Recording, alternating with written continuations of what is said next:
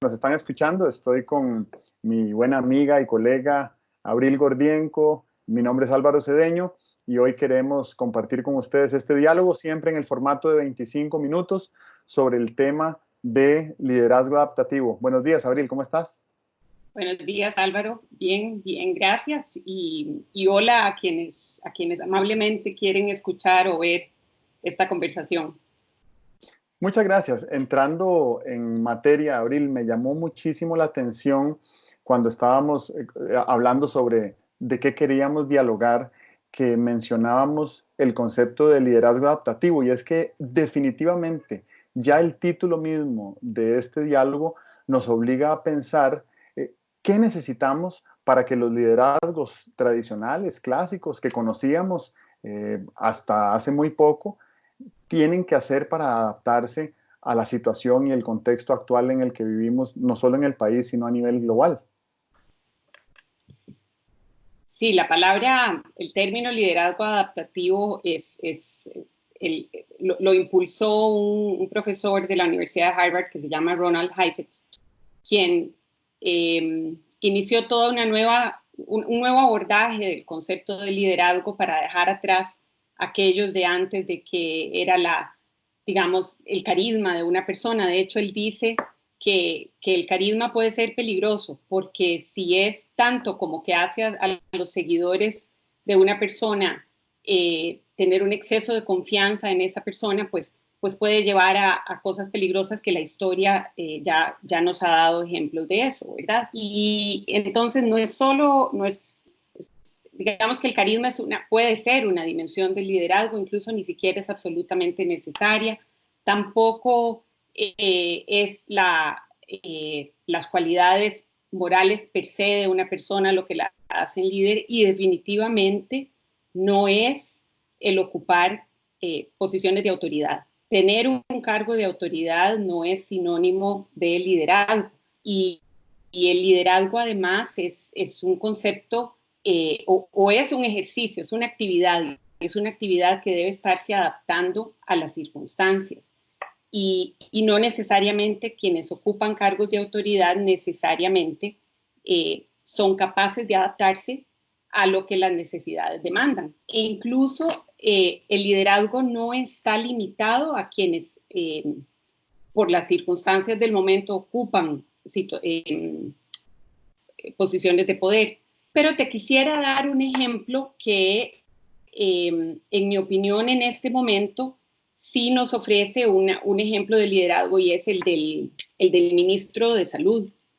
El ministro Salas ocupa un cargo de autoridad en el campo de la salud en Costa Rica, pero además de eso está teniendo la capacidad de transmitir muy claramente su mensaje, el alcance de su responsabilidad, y además está teniendo la capacidad de movilizar a la mayoría de los costarricenses a actuar responsablemente, a asumir nuestra cuota de responsabilidad en la solución de este problema tan complejo. Nos está llevando digamos, a sacar nuestros propios recursos para enfrentar la situación y hacer el trabajo que a cada quien le corresponde.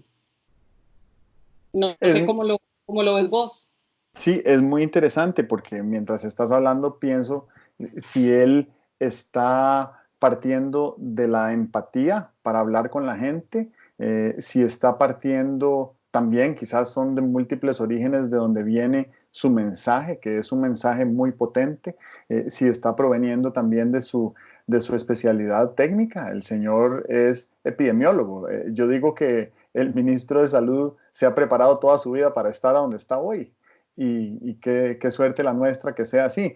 O si él también tendrá alguna particularidad que le permita inspirarnos, porque sí hay cosas que él no está diciendo que la gente está captando, se siente cómoda y confía en él.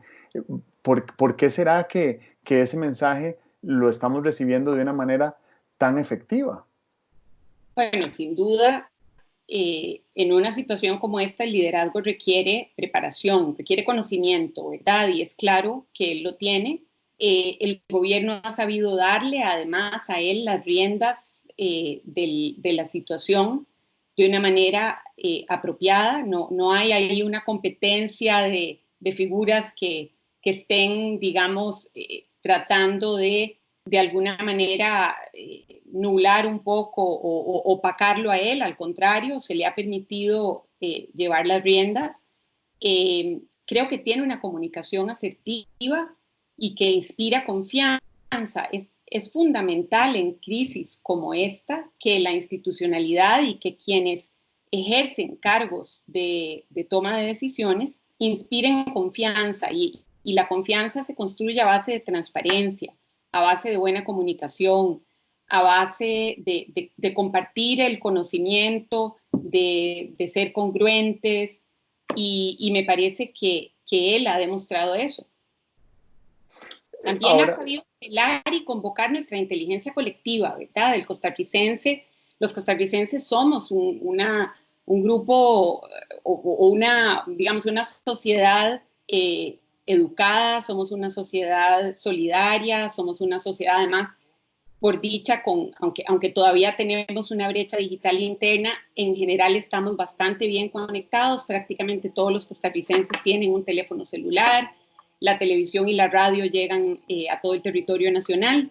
Entonces, él ha sabido convocar todas esas ventajas que tenemos como sociedad y que hemos construido a lo largo de los años gracias a otras personas que han ejercido su liderazgo adecuadamente en diferentes etapas de nuestra historia y ha apelado a eso. Pero yo sí quiero aquí introducir algo que me parece fundamental y es que estos son momentos para que el liderazgo lo ejerzamos todos los que podemos hacerlo desde el lugar en el que estamos. Es decir, no tenemos que esperar únicamente todos los días a ver qué va a decir el ministro en la conferencia de prensa o qué se va a publicar en cualquiera de las redes que seguimos. Cada uno de nosotros, dentro del círculo en el que nos movamos, tenemos una responsabilidad. Algunos ejercerán un liderazgo mayor según las circunstancias y según sus propios atributos personales, ya sea dentro de la familia, en los grupos religiosos, en los gremios, en las comunidades, en el barrio, en el trabajo, quienes todavía están trabajando aún remotamente. Y hay que ejercer el liderazgo para adaptarnos, o sea, para movilizar a la gente a adaptarse a la situación y de nuevo a sacar sus propios recursos y hacer el trabajo que le corresponde. Y ese trabajo puede ser desde tratar de mantener la calma en un pico de tensión dentro de la familia o tratar de generar ideas para resolver y atender la situación, digamos, dentro de una empresa de la mejor manera, para ayudar a los más necesitados de la comunidad o del mismo lugar de trabajo, o puede ser simplemente que mi trabajo sea quedarme en mi casa, que ese sea mi aporte a la comunidad y al país en este momento. ahora mencionabas hace un rato el tema de manejo de crisis, creo que cuando estabas refiriéndote al ministro. Y yo siempre trato de hacer el ejercicio porque recuerdo una vez que trabajé en un supermercado en Estados Unidos y el primer día de trabajo, que fue además un 1 de enero a las 6 de la mañana, eh, todo me salía mal. Y una señora que llegó ahí como a las 9 a hacer su compra, me dijo, no se preocupe, tranquilo. Yo le dije, es que hoy es mi primer día de trabajo. Y me dijo ella, bueno, mañana ya no va a ser su primer día de trabajo. Y yo siempre pienso en el presidente de la República o en algún funcionario que asume un cargo de alta autoridad, el primer día de trabajo no tiene experiencia en eso. Y en esta crisis que estamos viviendo, ninguno de los jerarcas tenía ninguna experiencia, por más capacitación técnica que tenga el ministro en epidemiología, ninguno, ni nosotros teníamos experiencia en manejo de esta crisis. Sin embargo, reflexiono que hoy ya es el día 10 de cuarentena y ya tenemos 10 días de experiencia, que si la multiplicas por 5 millones de habitantes, es una enorme cantidad de tiempo que hemos invertido en desarrollar capacidades para adaptarnos a esta realidad. ¿Cómo sentís que la nación costarricense se está adaptando a esta situación? Bueno, yo siento que Costa Rica ha tenido una ventaja. Rica y otros países, ¿verdad? Una ventaja sobre aquellas naciones que vivieron la crisis de la enfermedad del virus primero que nosotros, ¿verdad? Entonces, parte del liderazgo que se ha ejercido en Costa Rica ha sido aprender de las lecciones de lo que han vivido otros países, ¿verdad? Nuestros gobernantes y las personas que están en este momento a cargo de atender la crisis en representación de todos los costarricenses lo están haciendo con mucha responsabilidad y no ha sido así en otros países vecinos, incluso cercanos, que han tenido la misma, digamos, a nivel temporal, han tenido la misma oportunidad que tuvo Costa Rica de ver lo que ha ocurrido en otros países, España, Italia, y aprender para anticiparnos, y otros países hermanos no lo están haciendo y nosotros sí. Entonces, eso habla muy bien de estos primeros 10 o 12 días, tal vez un poquito más, que probablemente nuestras autoridades se vienen preparando desde antes, ¿verdad? Y lo aplico igual a la ciudadanía. Nos hemos estado informando también de lo que han hecho otros ciudadanos en otros países, de los errores que han cometido y estamos actuando de una manera, me parece a mí, más responsable que otros países hermanos, y eso por ahora nos está permitiendo tener esta situación más o menos contenida, la parte de salud, ¿verdad?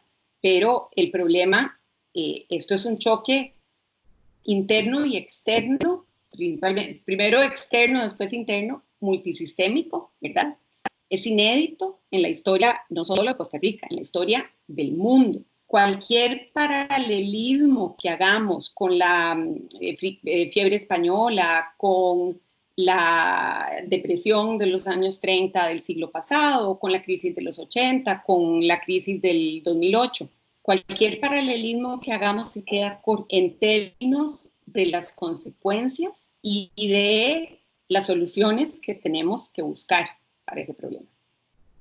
Claro, y ahí creo yo que hay algo por destacar importantísimo, que incluso hemos conversado vos y yo en otros diálogos que hemos tenido sobre el vigor de nuestra democracia y la preocupación que habíamos visto, bueno, que hemos visto los últimos 20 años, que nuestro sistema democrático se ha venido degradando, visto desde la óptica de lo que la gente opina que le aporta la democracia a sus vidas. Y habíamos llegado a un punto hace 1 o 2 años donde prácticamente a nivel costarricense había indiferencia, 50 y 50, si nuestro sistema de gobierno era democracia o no.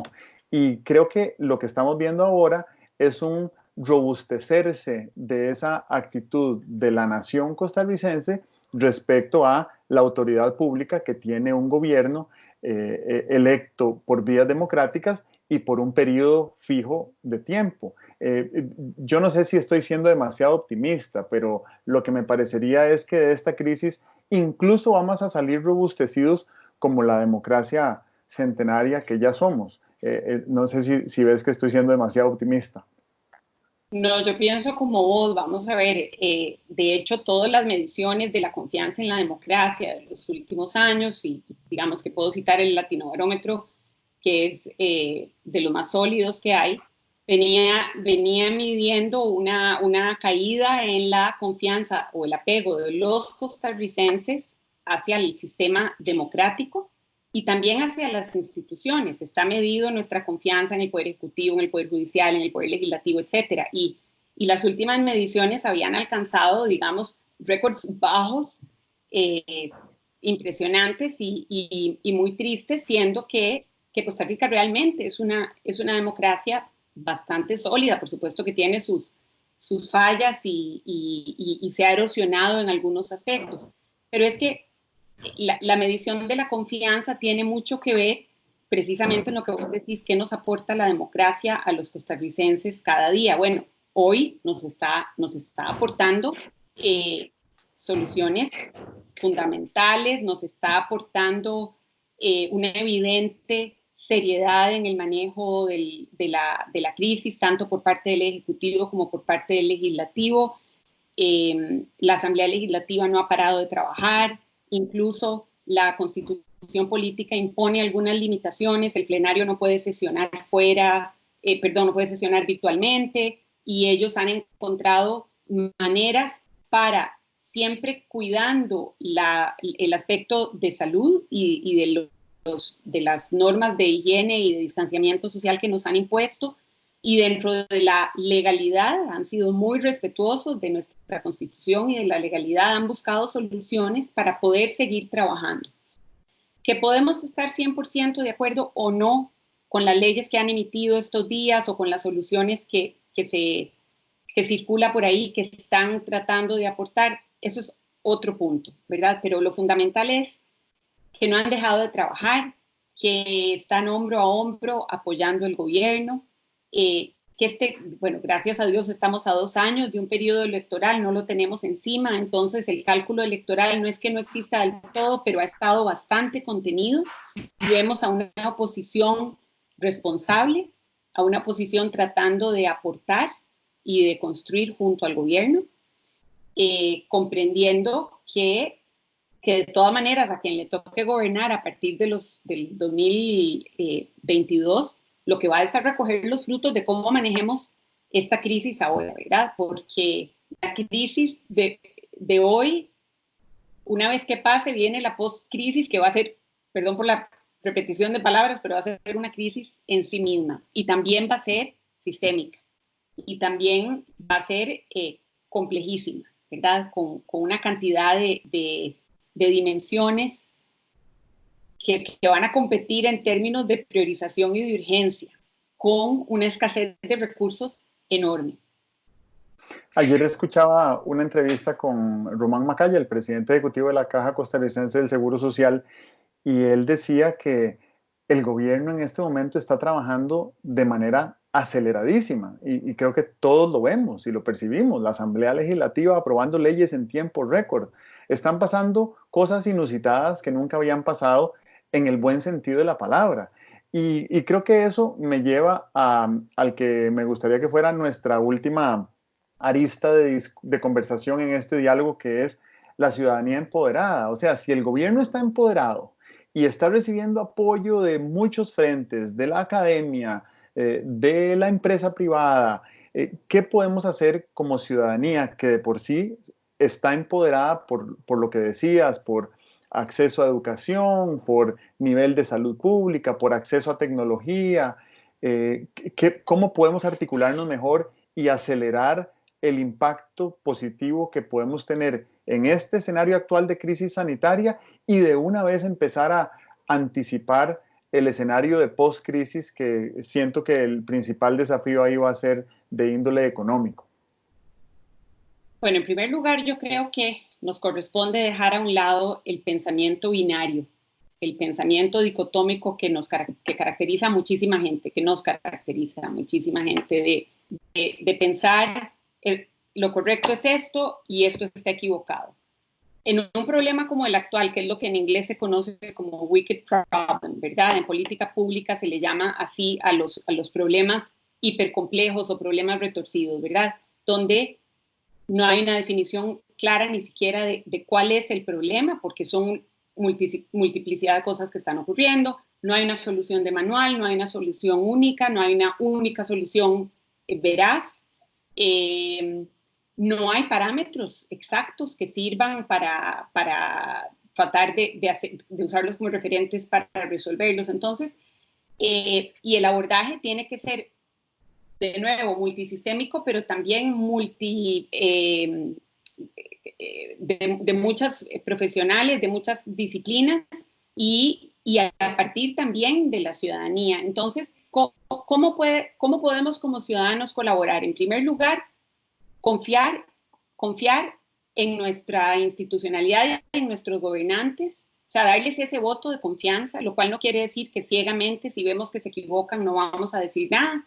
Casualmente en Costa Rica hay una gran libertad de expresión y tenemos múltiples medios, recursos, caminos, instancias para expresarnos, para hacer llegar ideas. En este momento hay no sé cuántos chats o grupos, personas que están conectadas virtualmente, pensando en soluciones, incluso construyendo hasta hay gente, las universidades y otros grupos también privados, implementando ya soluciones, hasta fabricando implementos médicos que puedan servirle a la caja para atender la emergencia.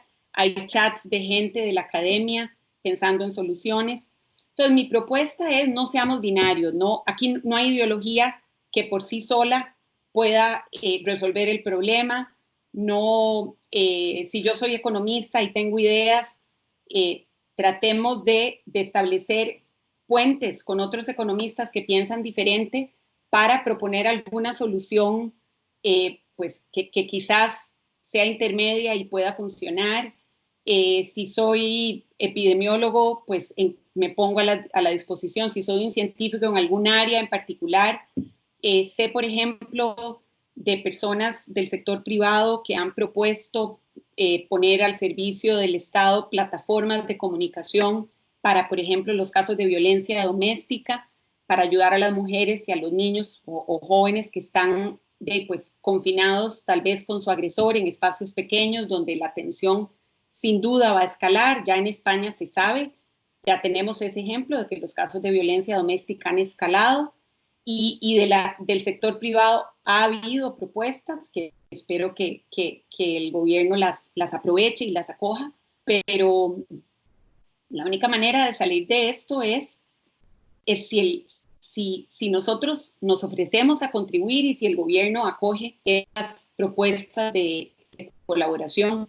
Y hay que tener un grado importante de generosidad, ¿verdad? Es lucrar de esta situación no debe ser nuestra meta. Sin embargo, obviamente la preocupación por la situación económica es enorme y el Estado tiene que tener claro, nuestro Estado tiene que tener claro que sin un mercado saludable no va a funcionar, no va a ser sostenible su operación sin un mercado saludable, ¿verdad? Entonces, una de sus prioridades es ciertamente la atención de la parte sanitaria, ¿verdad? Hay además una gran presión sobre el recurso natural que es el agua y garantizar el acceso al agua en estos momentos a toda la población es fundamental. También garantizar el acceso a Internet a toda la población es fundamental. Pero también las medidas que se tomen para ayudarle al mercado, al sector privado a sostenerse, para que no se profundice la inequidad, para que no se profundice el desempleo, probablemente va a ocurrir, ¿verdad? Creo que es inevitable, pero mitigar en lo posible, tenemos que anticiparnos, no podemos ser solo reactivos y eso aplica también a nosotros, a esa ciudadanía que tiene que comprometerse con esto, igual que lo está cada uno de los funcionarios que vemos en la televisión dando respuestas. Es interesante porque vos hablabas de abandonar el pensamiento binario y yo pensaba en que liderar en estos tiempos turbulentos lo que demanda de nosotros es que sepamos navegar en la polaridad, o mejor dicho, en las polaridades, porque son múltiples. Tenemos polaridades ideológicas, económicas, de visión del mundo y ahí es donde siento que necesitamos tratar de entender a dónde está el espectro para movernos dentro de todos los ejes múltiples donde está operando esta crisis sanitaria y económica. Y me encuentro con una paradoja, que es de qué manera podemos ser precisos en el diagnóstico del conflicto sin ser alarmistas, porque cuando uno se va a leer textos de la gente que te está hablando a nivel global de cuándo y cómo vamos a salir de esta crisis como planeta, me hace pensar que tendríamos que buscar la manera de ser muy sensibles por medio de una comunicación muy asertiva para tener un diagnóstico del conflicto que nos movilice hacia la acción sin que nos alarme, porque en la situación emocional en la que estamos la mayoría de costarricenses, somos muy frágiles y muy susceptibles a sentir a tener un aumento en nuestro sentimiento de temor respecto a esa situación que se está empezando a diagnosticar y que estamos empezando a vislumbrar que viene. Abril, se nos acaba el tiempo y no quiero irme sin preguntarte ¿Qué sentís que ha cambiado en vos en los últimos 25 minutos? En los últimos 25 minutos. Ay, Álvaro, qué pregunta más difícil. Acabo de pensar, con base en tus últimas palabras, cómo he reaccionado yo en situaciones límite que he vivido, ¿verdad? En las situaciones más duras y dolorosas, donde además veía el futuro incierto y además nublado.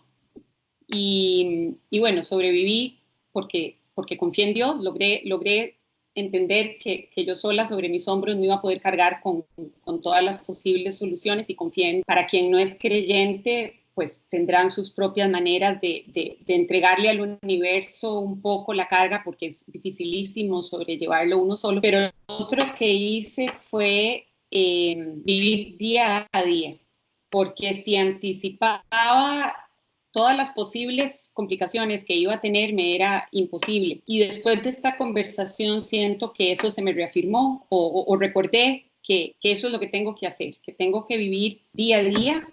Cada día trae un afán, cada día trae una nueva preocupación, pero también una nueva posible forma de contribuir, o de apoyar a otros, o más bien de buscar apoyo para mí, porque puedo ser yo la que me quiebre.